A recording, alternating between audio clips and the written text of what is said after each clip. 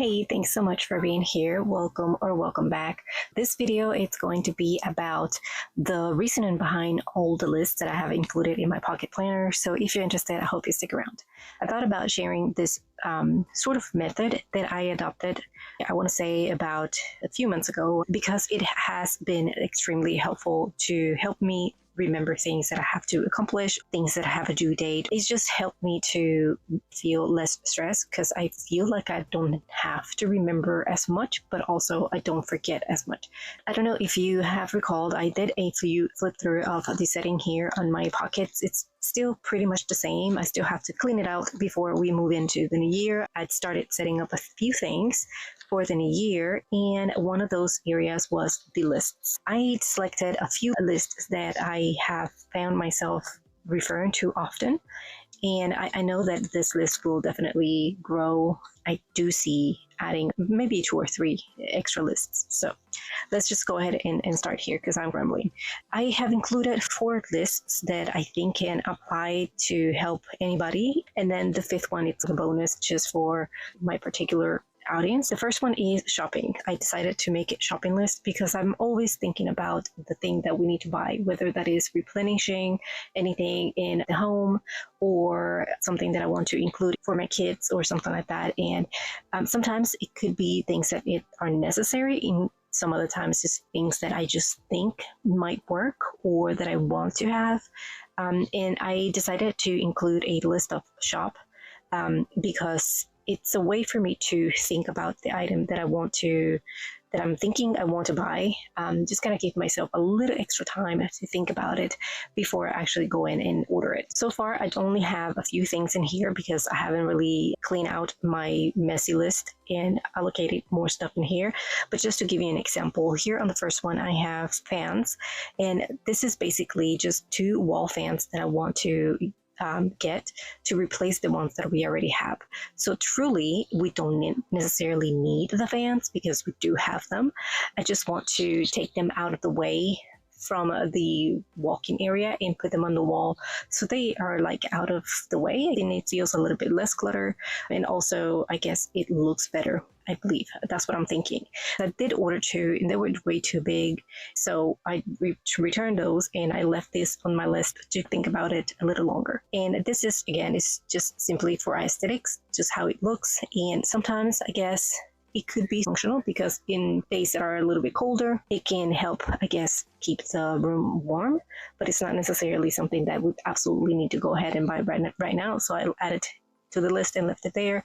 And the next one is holiday gifts, and this was meant actually for extra gifts, and I never added anything else, so I'm just going to go ahead and delete that one or erase that one from there, and then just go back to my mess list and pull from there to this areas in the shopping list. So again, it's just to give you an idea on things that I add in here. Sometimes it would be other things like, for example, we need to replace the dish soap or the laundry detergent and stuff like that. So things that I still need to buy at some point. And I left, again, I'm using just 1 page in here. So I'm continuing the list in the back as well. And maybe next time I do this list, instead of adding the 3 columns, that what it is, where I'm going to buy it and how much it is, I might just make it a little bit more with less detail, because it doesn't really matter where I'm going to buy it unless it is something specific. In that case, I can just add a note under the same item or something like that. So I'm planning on doing the list like this, where I would just have more stuff in just 1 page. That way I don't have to keep on switching them. So it will be a continuous list just like this one, which takes me to the next list, and that is the to-dos. And that is for random things that I know that I have to get done at some point. And the idea of having this available to me is to get it out of my head, feel a little bit more in control, because I know now that it is written down and I'm going to go back to it at some point, and I don't feel like I'm going to forget. Which is one of the reasons I started making lists, because I was thinking that I needed to wait until I went to the actual date that I was going to get the item done, or the actual month, and then plan it more specifically on the area that it needed to be. And most of the time when that happened, I forgot about the item. So I now having this list it has been truly helpful in reminding me of what areas I want to, what things I need to get done. And again, in this case, this list is very random. So everything is in here, from house, taking care of house items or maintenance of vehicles or appointments that I have to do and stuff like that. So it just goes in here. And then from here, I'll pull and I'll allocate it to where it belongs. And that's the same thing here.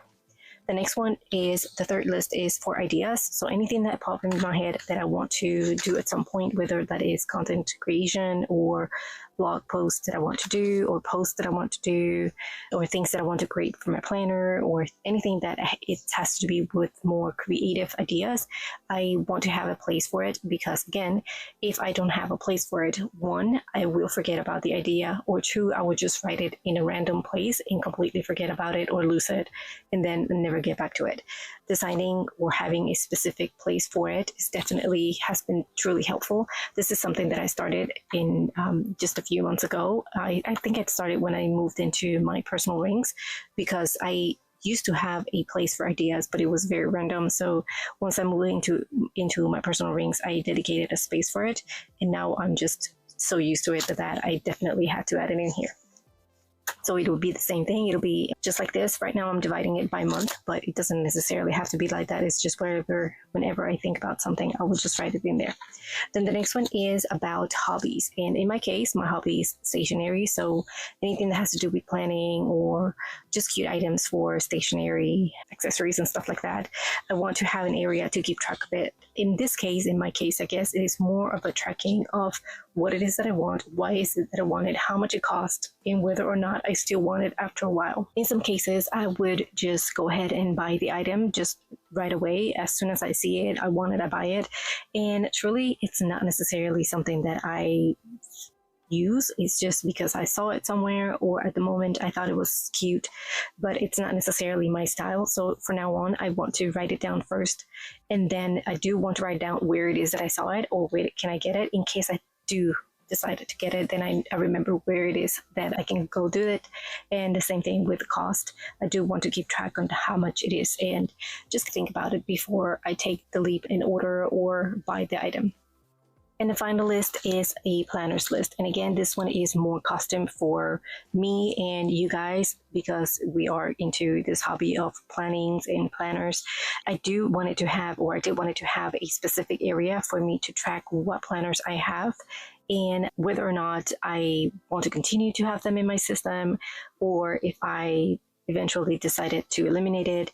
And perhaps maybe at some point, maybe even add a section where I write down what it is that I'm going to do with the item. So for example, right now I decided to use for 2025 my personal rings, or my pocket rings, or my personal rings, and then I'm using my common planner as my catch-all.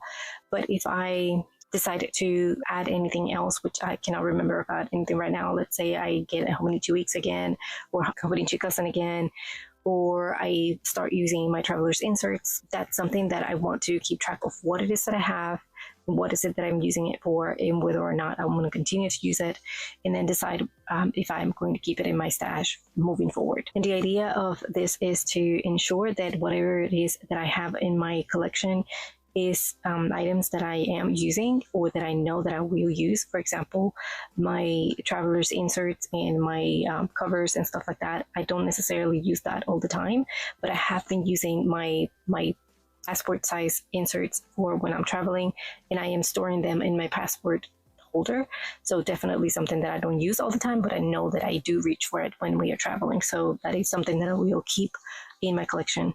But for the Hobony 2 weeks and other things like that, since I decided not to use Hobony cheese this year, I decided to purge out the covers and stuff like that. I decided to minimize what I have and ensure that what it is that I kept is things that I use currently or will use throughout the year. The other things that I'm noting in here is things that I want to use for what I want to use or do with the specific planner. So for example, in here, I have my yearly foldouts, and that is something that I wanted to use. I started using it in 2024, and I want to continue to use it for 2025. So I do have it in here.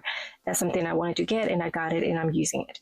The next one in here, I have something about the 5-year, I know I have it in here somewhere, about the 5-year memory planner.